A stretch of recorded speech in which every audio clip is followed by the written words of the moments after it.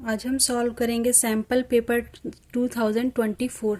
देखते हैं question number first. The graph of a quadratic polynomials P X passes through the points -6, 0, 0, -30, 4, -20 and 6, 0। The zeros of the polynomial are. इनमें से हमारे zeros कौन से हैं ये बताने हैं। तो आपको पता है कि एक्स एक्सिस और वाई एक्सिस पे जब ये हमारा ग्राफ ड्रॉ होता है तो जीरोज वो होते हैं जितने पॉइंट पे ये एक्स एक्सिस को कट करता है। जब ये एक्स एक्सिस को कट करता है तो यहाँ पे हमारा वाई टर्म क्या होता है, जीरो। इसका मतलब वाई टर्म हमारा जीरो होना चाहिए। अब देखिए वाई टर्म इसमें जीरो नहीं है और वाई टर्म हमारा इसमें भी जीरो नहीं है, मीन्स ये दोनों तो हमारे कट हो गए। अब देखते हैं इन दोनों में, इसमें वाई टर्म जीरो है, इसमें भी वाई टर्म जीरो है, मीन्स बचा हमारे पास क्या है, एक तो 6 बचा है हमारे पास और एक -6 और 6। ये दो होंगे जहां पे हमारा वाई टर्म जीरो है। देखते हैं इसमें आंसर हुए है हमारे पास डी। नेक्स्ट क्वेश्चन देखते हैं। द वैल्यू ऑफ के for which the system of equations 3x - ky = 7 and 6x + 10y = 3 is inconsistent is.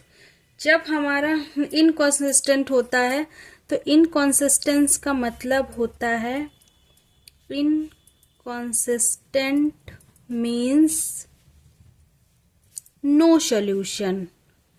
No solution की कंडीशन होती है हमारे पास a1/a2 = b1/b2 does not equal to c1/c2।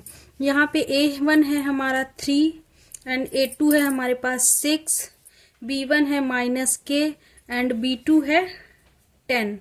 Cross multiply करेंगे 10 3 जा 30 = -6k, k = -5। -5 हमारे पास है बी में। देखते हैं next question, question number third.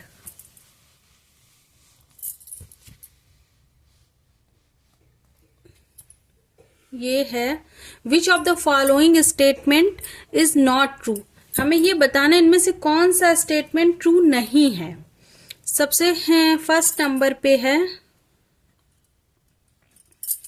A number of seconds can be drawn at any point on the circle। ये हमारे पास कोई सर्किल है, सर्किल के किसी पॉइंट से कई नंबर ऑफ सेकेंड ड्रॉ किए जा सकते हैं। तो देखिए सपोज ये पॉइंट है, यहाँ से ये एक सेकेंड हो गया, एक ये सेकेंड हो गया, ये सेकेंड हो गया, बहुत सारे सेकेंड ड्रॉ किए जा सकते हैं। इसका मतलब कि ये स्टेटमेंट सही है, तो ये हमारा आंसर नहीं होगा क्योंकि यहाँ पे पूछा है नॉट ट्रू। बी नंबर देखते हैं। Only one tangent can be drawn at any point on a circle. Circle के किसी एक पॉइंट से केवल एक टेंजेंट ड्रॉ किया जा सकता है, तो ये भी हमारा स्टेटमेंट सही है। इसका मतलब ये भी हमारा आंसर नहीं होगा। सी में देखते हैं। A chord is a line segment joining 2 points on the circle। किसी सर्किल पे जब किसी दो पॉइंट को हम लोग ज्वाइन करते हैं तो हमारा कॉर्ड बनता है। ये भी बात सही है, इसका मतलब ये भी हमारा आंसर नहीं है। डी में है from a point inside a circle only 2 tangents can be drawn. From a point inside a circle, इसमें कह रहा है कि सर्किल के अंदर अगर कोई पॉइंट है तो उससे टेंजेंट ड्रॉ कर सकते हैं, लेकिन ऐसा नहीं है। टेंजेंट हम ड्रॉ करते हैं जबकि हमारे पास पॉइंट क्या हो, सर्किल से कहीं बाहर हो, तब हम ऐसे ड्रॉ कर सकते हैं टेंजेंट। इसका मतलब ये स्टेटमेंट हमारा रॉन्ग है, तो यही हमारा क्या है आंसर, क्योंकि यहाँ पे था इज नॉट ट्रू। देखते हैं next question number 4। Question number 4 है if nth term of an AP is 7n-4 then the common difference of the AP is. इनमें से कौन सा हमारा आंसर है। तो देखते हैं AP में nth टर्म को हम लोग किससे रिप्रेजेंट करते हैं, an। an is equal to given है 7n-4।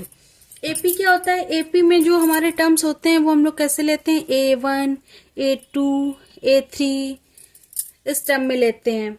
अब हम क्या करेंगे, n की जगह क्या पुट कर देंगे? n इज इक्वल टू एक बार 1 पुट कर देंगे, एक बार 2 पुट कर देंगे। तो n is equal to 1 put करते हैं तो A1 इज इक्वल टू हो जाएगा 7 इंटू 1 माइनस 4 मीन्स 7 में 4 गए 3। अगेन जब पुट करेंगे हम n इज इक्वल टू 2 तो हो जाएगा A2 is equal to 7 into 2 minus 4 means हो जाएगा ये हमारे पास 10। कॉमन डिफरेंस निकालने के लिए हम क्या करेंगे? A2 minus A1 second term में फर्स्ट टर्म को सब्ट्रैक्ट कर देंगे तो D इज इक्वल टू हो जाएगा 10 माइनस 3 मीन्स 7। ए हमारा हो गया आंसर। देखते हैं क्वेश्चन नंबर 4। क्वेश्चन नंबर 4 है the radius of the base of a right circular cone and radius of a sphere are each 5 centimetre in length. दोनों की रेडियस 5 सेंटीमीटर है।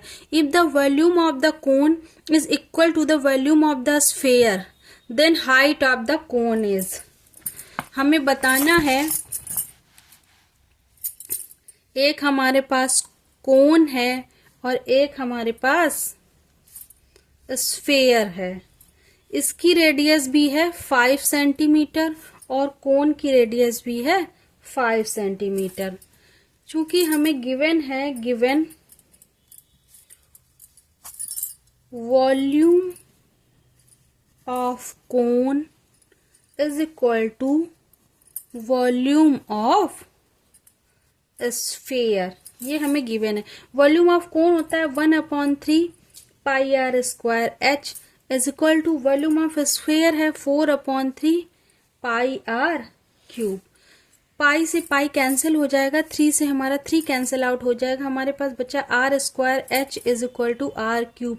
ये है हमारा 5 का square into H is equal to radius चूंकि same है ये 5 का क्यूब हो गया तो H is equal to 4 into 5 into 5 into 5 upon 5 into 5। 5 से 5 कैंसिल आउट, 5 से 5 h इज इक्वल टू हो गया 20 सेंटीमीटर। देखते हैं next question. If tan theta is equal to 5/2 then 4 sin theta plus cos theta upon 4 sin theta minus cos theta is equal to. इनमें से कौन सा हमारा आंसर सही है?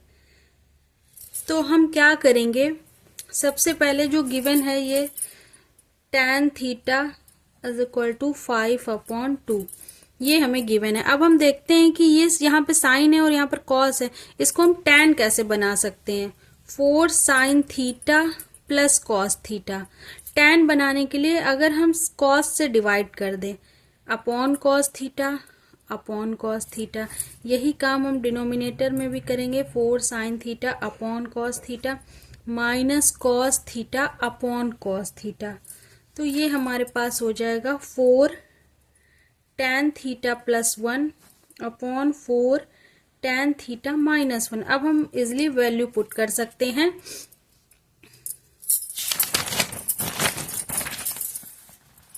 Four into 5/2 plus 1 upon 4 into 5/2 minus 1 means 10 plus 1 upon 10 minus 1 is equal to 11/9 means A पे था ये हमारा, ए हमारा हो गया आंसर। ए हो गया हमारा आंसर। इस क्वेश्चन को हम लोग दूसरे मेथड से भी कर सकते हैं। आइए देखते हैं इसका सेकंड मेथड। सेकंड मेथड में हम क्या करेंगे, हमें गिवन है tan theta is equal to 5/2। tan theta होता है हमारा परपेंडिकुलर अपॉन बेस। हम एक राइट एंगल ट्रायंगल ड्रॉ कर लेंगे, इसमें परपेंडिकुलर और बेस लिख के यहाँ पर हम हाइपोटेनस फाइंड कर लेंगे। जब हमारा हाइपोटेनस फाइंड हो जाएगा तो हम फाइंड करेंगे साइन थीटा जो होता है हमारा परपेंडिकुलर अपॉन हाइपोटेनियस और cos theta base upon hypotenuse. तो देखते हैं बाई पाइथागोरस थ्योरम, हाइपोटेनस का स्क्वायर इज इक्वल टू 2 का स्क्वायर प्लस 5 का स्क्वायर, मीन्स हाइपोटेनस का square is equal to 4 plus 25, means ये हो गया hypotenuse is equal to 29। Sine theta हो जाएगा हमारे पास परपेंडिकुलर, मीन्स 5/√29 और ये हो गया 2/√29। ये सारी वैल्यू हम पुट कर देते हैं। अपने गिवन क्वेश्चन में था हमारे पास 4 sine theta plus cos theta upon 4 sine theta minus cos theta, तो 4 इंटू साइन थीटा की value 5/√29 plus 2/√29 upon 4 into 5/√29 minus 2/√29। Denominator हमारा सेम है, कैंसिल आउट हो जाएगा, ये बचेगा 20 प्लस 2, नीचे हो जाएगा 20 माइनस 2, मीन्स ये हो जाएगा 22/18। इसको हम लोग कट कर सकते हैं, 2 1 जा 2, 2 1 जा 2 और 2 9 जा 18, 11/9 हमारा आंसर तब भी यही होगा। चलिए देखते हैं next question, question number 7। In the given figure, a tangent has been drawn at a point P on the circle centered at O. यहाँ पे हमारा Q होगा। If triangle TPQ 110, ये पूरा हमें गिवन है कि ये पूरा 110 है, देन POQ हमें फाइंड करना है। तो हमें पता है कि राइट एंगल ट्रायंगल में जब ये हमारा किसी टेंजेंट पे परपेंडिकुलर ड्रॉ होता है, ये होता है 90 degree. Since angle OPT is equal to 90 degree, तो अब हम निकालेंगे एंगल OPQ। तो पूरा है हमारा 110, ये हो गया हमारा 90, तो हमारा OPQ कितना हो गया 20 डिग्री। OPQ ये हमारा हो गया 20 डिग्री। अब हम जानते हैं कि ये रेडियस हमेशा इक्वल होती है, मीन्स ये साइड और ये साइड दोनों आपस में इक्वल हैं, तो इनके अपोजिट एंगल भी इक्वल होंगे। ये 20 है तो ये भी हमारे पास 20 डिग्री होगा। Since OPQ is equal to OQP, ये भी 20 हो गया। अब हमें ये एंगल फाइंड करना है, तो since in a triangle angle O plus 20 degree plus 20 degree is equal to 180 degree, O plus 40 degree is equal to 180 degree, O is equal to 180 degree minus 40 degree, means angle O हमारे पास हो गया 140 degree. ये कहाँ है C, ये हमारा हो गया आंसर। अब देखते हैं नेक्स्ट क्वेश्चन,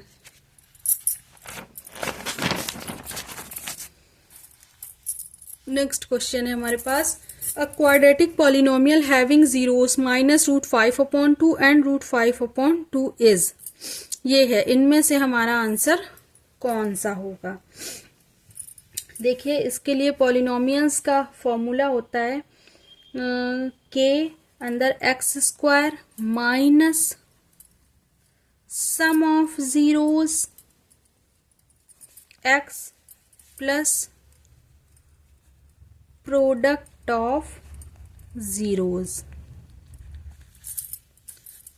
ठीक है, अब हम सम निकाल लेते हैं, हमारे पास 2 जीरोस ऑलरेडी गिवन है, तो सम फाइंड करेंगे तो -√5/2 प्लस √5/2, ये कैंसिल आउट हो जाएंगे तो आ जाएगा 0।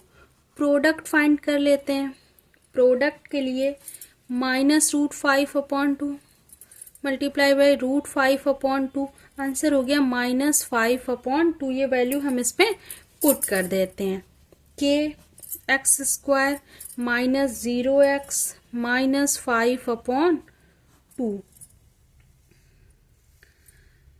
0x को हम लोग छोड़ देते हैं। अब देखते हैं एक्स स्क्वायर माइनस 5/2, एलसीएम ले लेंगे तो ये हो जाएगा 2x स्क्वायर माइनस 5/2। 2 को हम लोग बाहर कर दें, k/2, ये हो गया 2x स्क्वायर माइनस 5। लेकिन इनमें से हमारा कोई भी आंसर मैच नहीं कर रहा है। अब देखिए, अगर हमें कोई वैल्यू हम ऐसे पुट करते हैं जिससे ये हमारा कोई आंसर मैच कर जाए। सपोज हम k इज इक्वल टू क्या कर दें, 8 पुट कर दें। 8 पुट हम जब करेंगे तो देखिए, क्योंकि ये तो आंसर नहीं हो सकता, इसमें x है, ये भी आंसर नहीं हो सकता, इसमें x है, बच्चे हमारे पास 2 आंसर। इनमें देखते हैं, तो अगर हमें 8 लाना हो, सपोज 8 लाने के लिए यहाँ पे क्या चाहिए, 4 से मल्टीप्लाई करें, और 4 से मल्टीप्लाई करने के लिए जब हम ऊपर 8 करेंगे तब यहाँ पर 4 बनेगा। ऐसे आप चेक कर सकते हैं। तो 8/2 और ये हो गया 2x स्क्वायर माइनस 5, कैंसिल हो गया, तो ये 4 और 2x स्क्वायर माइनस 5 मीन्स 4 2 जा 8x स्क्वायर माइनस 20। अब देखिए हमारा आंसर बी हो गया। क्लियर? देखते हैं नेक्स्ट क्वेश्चन। ये है हमारा, consider the frequency distribution of 45 observations, class 0 10 10 to 20 20 to 30 30 to 40 40 to 50। Frequency given है हमें। The upper limit of median class हमें फाइंड करनी है। तो मीडियन क्लास के लिए हमें CF फाइंड करना पड़ेगा। ड्रॉ कर लेते हैं एक टेबल, इंटरवल, फ्रीक्वेंसी और क्यूमुलेटिव फ्रीक्वेंसी। ये हमारे पास है 0 to 10 10 to 20 20 to 30 30 to 40 40 to 50। ये गिवन है हमें 5 9 15 10 6। CF निकालने के लिए क्या, सब फर्स्ट डिजिट तो हम ऐसे ही नोट कर देते हैं। इसके बाद 9 को 5 में ऐड करेंगे, 14 हो जाएगा। 14 में 15 को ऐड करेंगे, 29 हो जाएगा। 29 में 10 को ऐड करेंगे, 39 हो जाएगा। और 39 में 6 को ऐड करेंगे तो 45 हो जाएगा। जो हमारा यहाँ आता है ऐड करने में CF में, वही इसका सम होता है।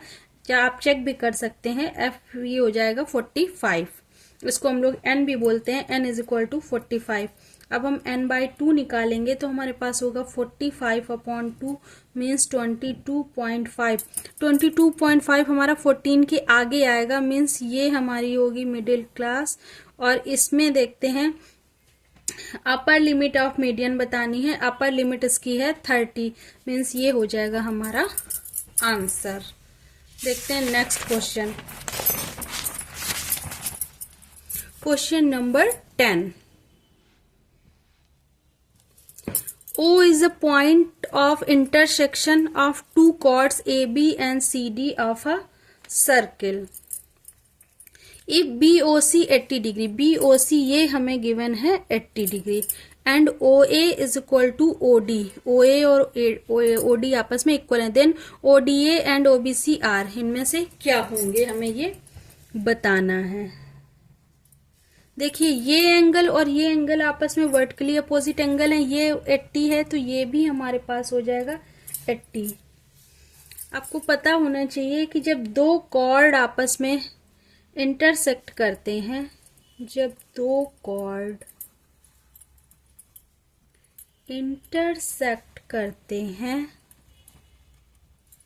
तब हम लिख सकते हैं OD इंटू OC, ये आपका क्लास 9th का है, OA इंटू OB। सिंस हमें पता है OD इक्वल है OA के, तो OD और OA आपस में कैंसिल, बचा हमारे पास OC is equal to OB। OC is equal to OB हो गया है।